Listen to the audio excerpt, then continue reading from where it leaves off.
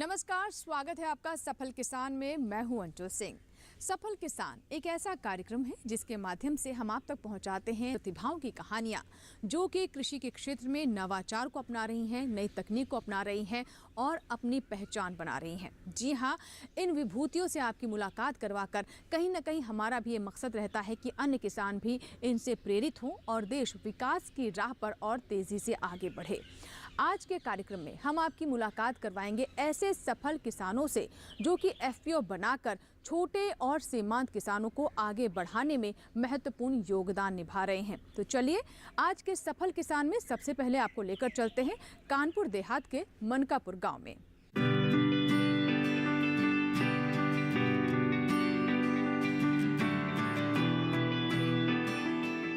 Firm में मशीनों की देखरेख करते ये हैं कानपुर देहात के छोटे से गांव मनकापुर के प्रगतिशील किसान अशोक कुमार सिंह, जो आज केवल खेती के लिए ही नहीं जाने जाते बल्कि खेती में कई किसानों को संबल बनाने के लिए भी जाने जाते हैं। अशोक जी वैसे तो अपने 4 एकड़ के खेत में पारंपरिक फसलें उगाते हैं जिसमें धान, गेहूं, सरसों शामिल है। इसके अलावा वो पशुपालन, नर्सरी से जुड़े काम भी करते हैं। मौजूदा समय में अशोक जी इस बात पर ज्यादा ध्यान देते हैं कि कम भूमि और कम संसाधन में किसानों को अधिक फायदे कैसे मिले, और इसी की परिणति थी कि अशोक जी ने एक एफपीओ बनाया। आज उनके एफपीओ में करीब 700 किसान शामिल हैं। मैं एक उत्साही कृषक हूँ। मैंने जो है 4 एकड़ की ज़मीन है। 4 एकड़ की ज़मीन में मेरे यहाँ बेसिक धान, गेहूँ, सरसों आदि की ये खेती होती है। और इसके साथ साथ में पशुपालन भी करते हैं। पशुपालन के साथ साथ कुछ नर्सरी का भी काम होता है। तो इस तरीके से ये हम लोग एक प्रगतिशील किसान की कम ज़मीन में किस तरीके से ज़्यादा उत्पादन किया जाए और एक किसानों के लिए एक मॉडल स्वरूप प्रस्तुत किया जाए। तो इस तरीके से हमारे यहाँ ज़्यादातर जो किसान हैं वो छोटे जोत के हैं, और उसका ये है कि जो संसाधन है वो हम लोगों के पास सीमित हैं। उन संसाधनों को बेहतर कैसे उपयोग किया जाए, इसलिए हम छोटे किसान जो सभी ने एक अपनी सोच को बदलते हुए एक कृषक उत्पादक संगठन जिसका नाम धर्मगढ़ बाबा किसान producer company limited Kanpur Dehat के नाम से बनाया है। और इसमें जो है लगभग 500-700 किसानों को हम लोग धीरे धीरे जोड़ लिए हैं और संख्या बढ़ रही है धीरे धीरे। और जितने किसान हैं उसमें सभी का उद्देश्य ये है कि जो संसाधन हैं सबके पास जुताई के साधन हो जाएं, नई तकनीकी के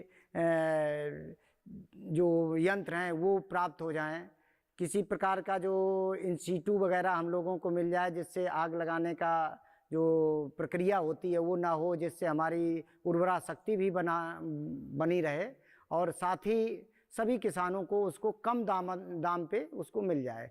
तो इसके लिए हम लोगों ने एफपीओ का गठन किया और सरकार की तरफ से जो फार्म मशीनरी बैंक है उसकी हमें उपलब्धता हुई।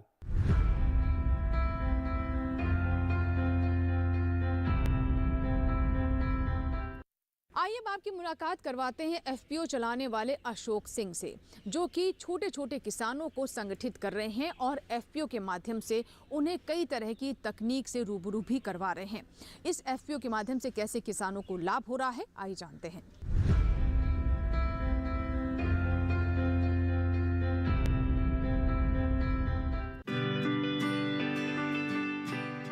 घटती जोत से छोटे और सीमांत किसानों की संख्या में इजाफा हो रहा है। ऐसे में इन किसानों को कई समस्याओं का सामना करना होता है। साथ ही जब वो अपनी उपज को बाजार में लेकर जाते हैं तो उन्हें उपज का सही दाम भी नहीं मिलता। ऐसी समस्याओं से बचने के लिए कई किसान मिलकर किसान समूह बनाते हैं ये समूह खेती में आ रही सभी बाधाओं को मिलकर पार करते हैं, जिससे बिना किसी रुकावट के हर किसान को उसकी फसल का वाजिब दाम मिल सके। ये संगठन किसानों का एक ऐसा समूह है जो कंपनी एक्ट के तहत रजिस्टर्ड होता है, जो खेती किसानी से जुड़े काम को आगे बढ़ाने में मदद करता है। एफपीओ से कई किसान जुड़े होते हैं। मौजूदा समय में एफपीओ की मदद से किसानों को अपनी उपज का मोल भाव करने का मौका मिल रहा है। किसान उत्पादक संगठन से किसानों को न सिर्फ अपनी फसल बेचने की सुविधा मिल रही है, बल्कि कृषि उपकरण, खाद, बीज, उर्वरक जैसी जरूरी और अहम चीजें अच्छी गुणवत्ता और उचित मूल्य में मिलते हैं। एफपीओ ने छोटे, सीमांत और भूमिहीन किसानों को इकट्ठा कर किसानों की आर्थिक शक्ति और उनके बाजार लिंकेज को बढ़ाने में मदद की है, जिससे उनकी आय में सुधार हो सके। एफपीओ से खासकर छोटे किसानों को काफी फायदा हो रहा है और किसानों की आय बढ़ रही है। लघु कृषक, कृषि व्यापार संघ और राष्ट्रीय कृषि एवं ग्रामीण विकास बैंक देश में किसान उत्पादक संगठनों को बनाने और उनको बढ़ावा देने के लिए काम कर रहे हैं। एफपीओ योजना के तहत हर एफपीओ को 30 लाख रुपए की वित्तीय सहायता दी जाती है। एफपीओ को प्रोत्साहन देने और सहायता करने के लिए क्लस्टर आधारित व्यावसायिक संगठनों को प्रति एफपीओ रुपए 25 लाख दिए जाते हैं। सरकार ने 2023-24 तक देश भर में 10,000 नए कृषि उत्पादक संगठन स्थापित करने का लक्ष्य रखा है। 5 साल के लिए हर एक किसान उत्पादक संगठन को सहायता दी जाएगी। हर एक एफपीओ में 50% छोटे, सीमांत और भूमिहीन किसान शामिल होंगे। अशोक जी का मुख्य व्यवसाय वैसे तो खेती व पशुपालन है, लेकिन किसानों की मौजूदा स्थिति को समझते हुए वो एफपीओ पर ज्यादा ध्यान देते हैं। इसलिए उन्होंने कृषि यंत्रों से लेकर बीज उत्पादन और बीज विक्रय पर जोर दिया है। वो किसानों के माध्यम से उड़द, मूंग, मटर, गेहूं, धान, सरसों की कई तरह की किस्मों का बीज तैयार करवाते हैं। साथ ही अपनी प्रोसेसिंग यूनिट में बीज को पैक करके जरूरतमंद किसानों तक पहुंचाते भी हैं। इसके साथ साथ हम लोगों ने उन यंत्रों को सभी किसानों को एक ठीक से दर पे, उचित दर पे उपलब्ध कराया और उनकी उन्नत खेती के लिए एक मार्ग प्रशस्त किया। आज हमारे यहाँ पे ज़्यादातर लोगों ने लाइन से बुआई के लिए प्रक्रिया अपना रखी है। साथ ही जो आग लगाने की प्रक्रिया है उसमें भी नहीं करते हैं। एक सुपर सीडर आती है, तो सुपर सीडर के माध्यम से उसको एक बार में ही गेहूं की बुआई कर दी जाती है और जो पुआल होता है उसको पुआल को वो सुपर सीडर के द्वारा उसमें दबा दिया जाता है। किसी भी प्रकार के आग लगाने की आवश्यकता ही नहीं होती है और उसकी लागत भी मतलब जो जनरल प्रैक्टिस होती है उससे कहीं ना कहीं कम होती है। लाइन से बीज की बुआई हो जाती है, खाद का सही जगह पहुंच जाती है, उसका सही जगह उपयोग हो जाता है।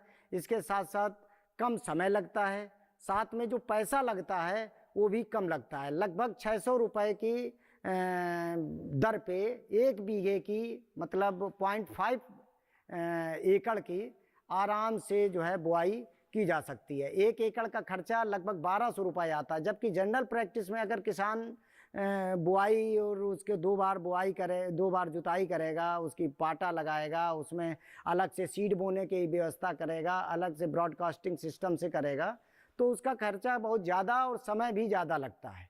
बशर्ते जो इस तकनीकी से है तो इससे लाभ है। इसके साथ साथ भूसा वाली जो मशीन है इन सीटू, उसका भी उपयोग होता है कि हार्वेस्टर से गेहूं काटने के बाद फिर आराम से उस रीपर से भूसा बना लिया जाता है और आग लगाने जैसी नौबत नहीं आती है। तो ये जो संगठन है हमारा, तो इस संगठन से काफ़ी लोगों को इससे राहत मिलती है। उचित दर पे सही समय पे यंत्रों की उपलब्धता हो जाती है। साथ में जो इनपुट है, इनपुट मैनेजमेंट भी बेहतर हो रहा है।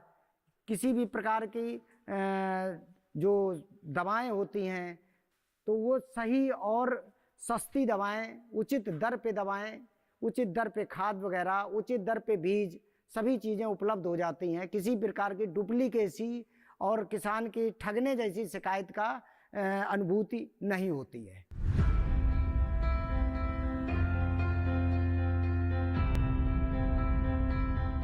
तो जाना आपने कि कैसे अशोक सिंह इस एफपीओ का संचालन कर रहे हैं और अन्य किसानों का भी उन्हें सहयोग मिल रहा है। फिलहाल वक्त है एक छोटे से ब्रेक का, लेकिन ब्रेक के बाद जब वापस आएंगे तो जानेंगे एक और ख़ास बात के बारे में जिससे अशोक सिंह आगे बढ़ रहे हैं।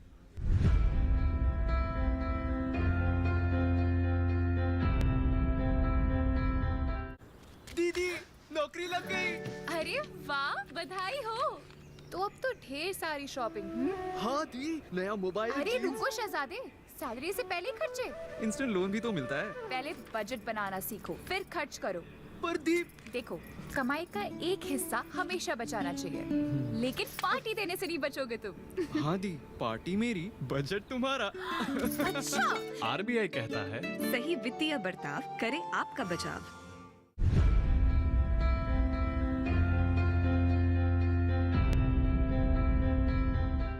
ब्रेक के बाद एक बार फिर आपका स्वागत है और फिर से आपको लेकर चलते हैं कानपुर के मनकापुर गांव में, जहां पर अशोक सिंह एक एफपीओ चला रहे हैं।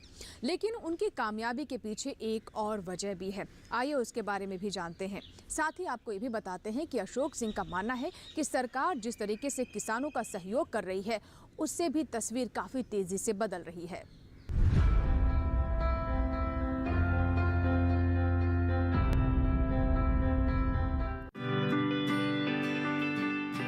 एक सफल किसान के पीछे उसकी असीम मेहनत और सरकार की योजनाओं का साथ होता है। हमारे सफल किसान अशोक जी बताते हैं कि उत्तर प्रदेश की सरकार किसानों को हर क्षेत्र में सहयोग कर रही है। किसानों को समय पर खाद, बीज, पानी, बिजली, बाजार, मंडी सुविधा दे रही है। कृषि यंत्रों को खरीदने के लिए सब्सिडी से लेकर प्राकृतिक खेती को बढ़ावा देने में भी केंद्र व राज्य सरकार मदद कर रही है। वो मानते हैं कि प्राकृतिक खेती अपनाने के बाद से खेती की लागत में कमी आई है, साथ ही पैदावार में इजाफा भी हुआ है। तो ये एक फार्म मशीनरी बैंक थी जिसके अंतर्गत भारत सरकार की 12 लाख की छूट मिली। उसमें लगभग 18 लाख 17 लाख के हम लोगों को कृषि यंत्र खरीदने पड़े और उसमें 12 लाख की हमें छूट भी मिली और उस छूट का समस्त किसानों को बेहतर आभास भी हुआ, अनुभव भी हुआ और लाभ भी मिला। मैं धर्मगढ़ लिमिटेड से जुड़ा हूँ। जब से कंपनी से, तब से हमें प्राकृतिक खेती और जैविक खेती और क्या किया धान उत्तम बीज और क्या किया गेहूं का उत्तम बीज, सरसों के उत्तम बीज की हमें अधिक जानकारी मिले। हमें उससे बहुत ही अधिक लाभ हुआ है। पिछली बार से फसल, अब की बार हमारी फसल बहुत ही अच्छी है और पैदावार उत्पादन भी अच्छा हुआ था पिछली बार गेहूं का। इस बार धान भी बहुत अच्छी है और उसका रिजल्ट भी बहुत अच्छा आने वाला है और बहुत अच्छी सुविधाएं मिल रही हैं इस कंपनी से। जब से इसमें जुड़े हैं, खर्चा मेरा कम होता, लाभ मुझे ज़्यादा होता है। योजनाओं की जानकारी मुझे मिलती है सब चीज़ की। अशोक जी बढ़िया आदमी हैं, हमारे गांव के हैं, काम वाम कराते हैं, सब हम दान आन करते हैं, समझे ना जी सर। खर्चा कम आ रहा, कुछ बिजनेस ज़्यादा हो रही है इस समय। इसके अलावा कुछ किसान ऐसे भी हैं जो खेती और पशुपालन साथ साथ करके अच्छा लाभ कमा रहे हैं। उनका मानना है कि एफपीओ से जुड़ने के बाद उनकी राह और आसान हो गई है। मैं धान और गेहूं की खेती करता हूं, पशु भी पालता हूं और जब से ये संगठन से जुड़ा हूं तब से काफ़ी मुझे फ़ायदा होता है और जानकारी हर चीज़ की मिलती है। नैनो यूरिया है, डीएपी है, इसके बारे में सभी प्रकार की जानकारियां मिलती हैं। पशुपालन के हिसाब से पशुपालन की भी जानकारी मिलती, अच्छा बीज मिलता है समय समय पे। जब से जुड़े हैं लाभ ही लाभ हो रहा है।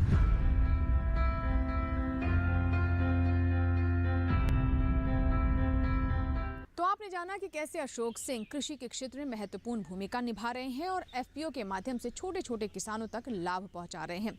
आइए कार्यक्रम को आगे बढ़ाते हैं और अब जानते हैं प्रोसेसिंग यूनिट के बारे में।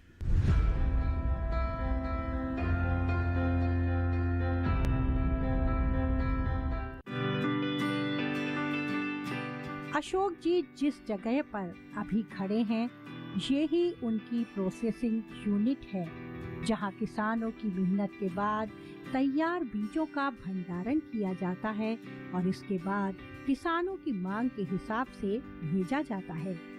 अशोक बताते हैं कि एफपीओ से जुड़े किसानों को कम दाम पर बीज उपलब्ध हैं।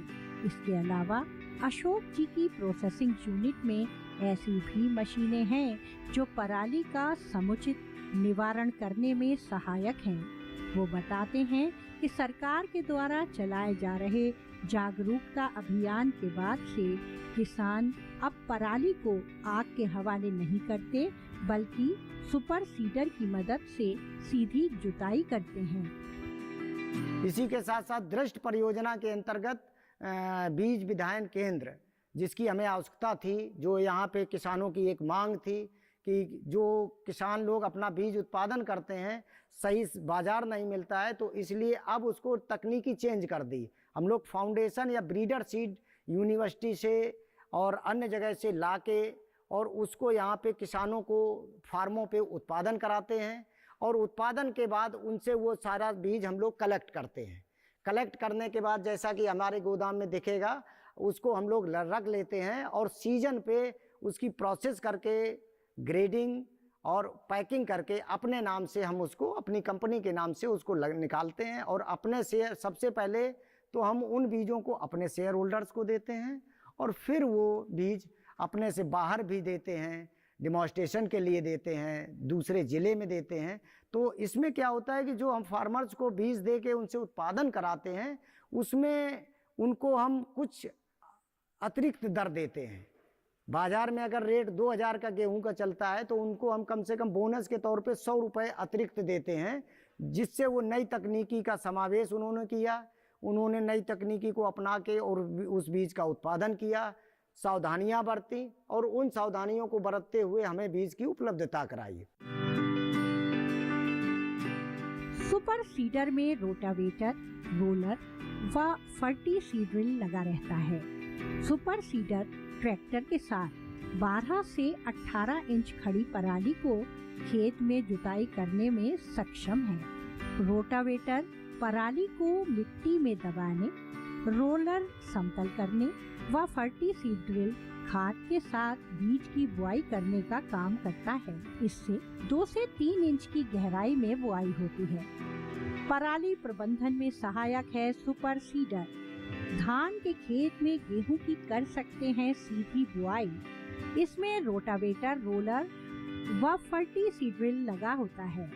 12 से 18 इंच की खड़ी पराली में जुताई करने में सक्षम 2 से 3 इंच की गहराई में होती है बुआई। धान के खेतों में बची पराली को बेहतर अंजाम तक पहुंचाने वाली ये मशीन ट्रैक्टर की सहायता से चलाई जाती है और करीब 1 से सवा घंटे में 1 एकड़ खेत की जुताई की जा सकती है। पराली के इस तरह के इस्तेमाल से खाद की मात्रा भी कम लगती है और पैदावार भी अच्छी होती है।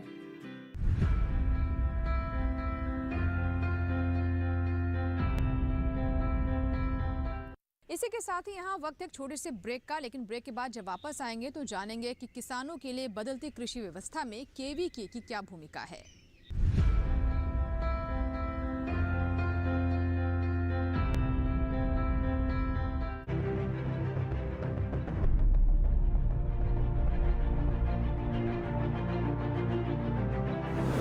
रासायनिक उर्वरकों का अंधाधुंध इस्तेमाल हानिकारक है।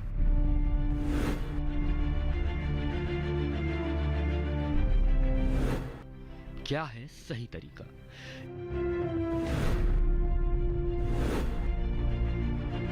जानने के लिए कृषि दर्शन में देखिए रासायनिक खादों का संतुलित उपयोग बुधवार 14 फरवरी शाम 7 बजे सिर्फ दूरदर्शन किसान चैनल पर।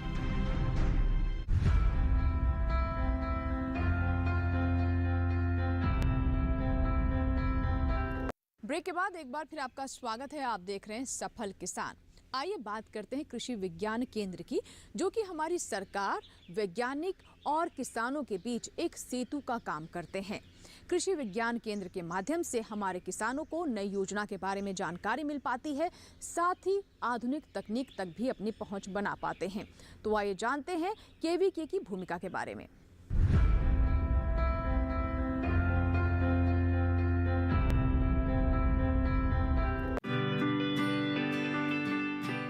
कृषि या पशुपालन में कोई बाधा आ रही हो या खेती की नई विधा से रूबरू होना हो, इसके लिए आज का युवा किसान केवीके की शरण में जाता है। केवीके यानी कृषि विज्ञान केंद्र किसानों को उनकी जरूरत के हिसाब से मार्गदर्शन देता है। मिट्टी की जांच से लेकर बाजार में पकड़ बनाने तक में केवीके हर संभव सहायता करते हैं। इस समय हमारे देश में करीब 731 केवीके कार्यरत हैं। देश भर के अलग अलग हिस्सों में कार्यरत केवीके समय समय पर लोगों को खेती से जुड़ी जानकारी देने के लिए प्रशिक्षण कार्यक्रम आयोजित करते हैं। इसके अलावा कृषि के क्षेत्र में शामिल होने वाली नई मशीनों का इस्तेमाल कैसे किया जाए, इसकी जानकारी भी किसानों को बखूबी दी जाती है। कृषि विज्ञान केंद्र कानपुर देहात किसानों को प्रशिक्षण देता है। अब प्रशिक्षण में किसान भाई और जो हमारी जो खेती में जो हमारे कार्य कर रही हैं, जो कृषक महिलाएं हैं, उनके लिए भी जो है प्रशिक्षण कृषि विज्ञान केंद्र के माध्यम से दिए जाते हैं, और वो कृषि विज्ञान केंद्र पर भी दिए जाते हैं और किसानों के खेतों पर भी जा कर के प्रशिक्षण दिए जाते हैं। इसी के साथ नवयुवक और नवयुवतियों को भी प्रशिक्षण दिए जाते हैं, जिसमें वो रोजगार परक प्रशिक्षण, जिससे वो अपना स्वावलंबी बन सकें। इसलिए जो है कृषि विज्ञान केंद्र उनको 15 से 4 महीने तक के जो है प्रशिक्षण देते हैं। कृषि विज्ञान केंद्र के द्वारा आशिकी agriculture skill council of India के तहत अभी 2 बैच हमारे कृषि विज्ञान केंद्र में निकाले गए हैं, जो 30-30 दिन के प्रशिक्षण हुए हैं। इसमें स्मॉल ऑर्गेनिक कल्टीवेटर यानी कि जो लघु जो जैविक कृषक थे, उनको जो है प्रशिक्षण दिया गया है। और ये भारत सरकार की एक परियोजना के तहत इसमें हमारे नवयुवक और नवयुवतियों को, इसमें कुछ छात्र भी थे जो अपनी पढ़ाई पूर्ण कर चुके थे, वो अपना कैसे अपना बिजनेस, अपना व्यवसाय को जो है स्थापित कर सकें, इसके लिए जो है अभी 2 बैच हमारे यहाँ पर प्रशिक्षण हुए हैं 30-30 दिन के। तो इसके अलावा क्रॉप रेजिड्यूज मैनेजमेंट के तहत फसल अवशेष प्रबंधन के अंतर्गत कृषि विज्ञान केंद्र के द्वारा विभिन्न ब्लॉकों में, जो भी जनपद के 10 ब्लॉक हैं, सभी 10 ब्लॉकों में एक जागरूकता अभियान पिछले 2 वर्षों से चलाया गया। और उसका परिणाम ये है कि जो पहले किसान भाई बहुत सारे जो है पराली जिसको कहते हैं उसको जला देते थे, लेकिन अब किसान भाई जलाते नहीं हैं, बिल्कुल ना के बराबर रह गया है। अब बल्कि क्या करते हैं किसान भाई, उसी फसल अवशेष को खेत में ही मिला देते हैं, जिससे मिट्टी की जो है जीवांश कार्बन जो क्षमता है वो बढ़ी है। साथ ही किसान भाइयों की जो उर्वरक जो डालते थे वो भी कम डाल रहे हैं, जिससे कि किसान भाइयों की आय में बढ़ोतरी हुई है। इसके अलावा केवीके किसानों को एकीकृत कृषि की तकनीकें भी सिखाता है, जिसमें किसान खेती के साथ साथ पशुपालन, मुर्गी पालन या फिर मछली पालन करके कैसे बढ़िया लाभ कमा सकते हैं। मुर्गी पालन में किसान घर के छोटे से हिस्से से ही शुरुआत कर सकते हैं। किसान भाइयों, जैसा कि आप जानते हैं, ये हमारा कृषि विज्ञान केंद्र कानपुर देहात में किसानों के लिए कार्य करता है। और ये हम अपने यूनिट पे इस समय खड़े हैं, जो किसानों के लिए मुर्गी पालन का प्रशिक्षण देता है। इसके अंतर्गत किसान भाई, आप देखते हैं कि गांव में आमदनी, या भारत सरकार ये चाह रही है कि अपनी आमदनी हम कैसे दुगना करें, और किसान के पास बहुत पर्याप्त जगह रहता है, उसका हम सदुपयोग मुर्गी पालन के रूप में कर सकते हैं। और ये कम लागत में अधिक आमदनी कमाने का ये जरिया है। इसमें लागत बहुत कम लगती है और फ़ायदा ज़्यादा होता है।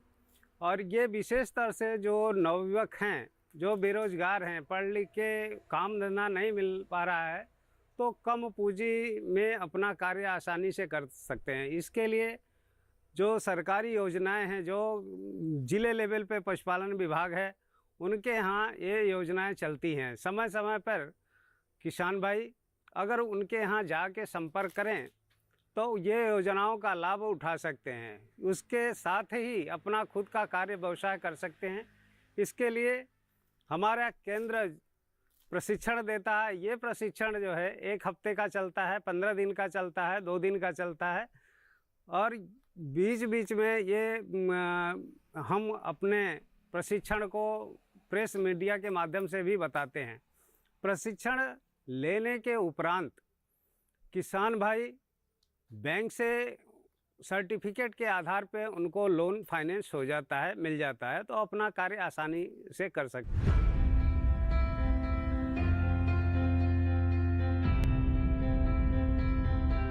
तो ये था हमारा आज का सफल किसान, जिसमें हमने आपको बताया कि कैसे हमारे किसान एफपीओ के माध्यम से सफलता प्राप्त कर रहे हैं। आशा करते हैं कि आज का सफल किसान आपको ज़रूर पसंद आया होगा। अगर आपके कोई सुझाव है, कोई फीडबैक है, तो आप हमें ईमेल कर सकते हैं, हमें पत्र भी लिख सकते हैं। हमारा ईमेल आईडी है safalkisan@gmail.com। हमारा पता है सफल किसान, कमरा नंबर 77, CPC, दूरदर्शन, खेलगांव, नई दिल्ली 110049। आपकी ईमेल्स और आपके पत्रों का हमें इंतज़ार रहता है। आपके सुझाव हमें कार्यक्रम को और बेहतर करने में मदद करते हैं। सफल किसान के एक नए अंक में सफलता की कुछ और कहानियों के साथ फिर होगी आपसे मुलाकात। तब तक आप बने रहें दूरदर्शन किसान के साथ। नमस्कार।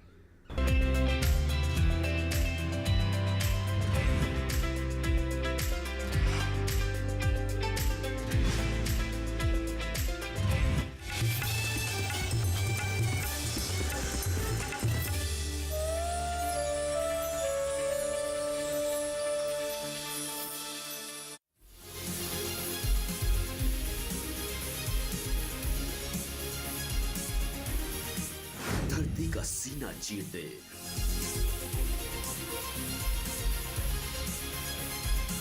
दूध की नदियां बहा दे, अन्न उगा दे, बिना थके, बिना रुके, सर्दी गर्मी बरसात की परवाह किए बिना जो अडिग है, अटल है, वो किसान है। कामयाबी के आसमान पर पहुंचे धरती पुत्रों की दास्तान, सफल किसान। कार्यक्रम सफल किसान सोमवार से शुक्रवार रात 8 बजे सिर्फ दूरदर्शन किसान पर।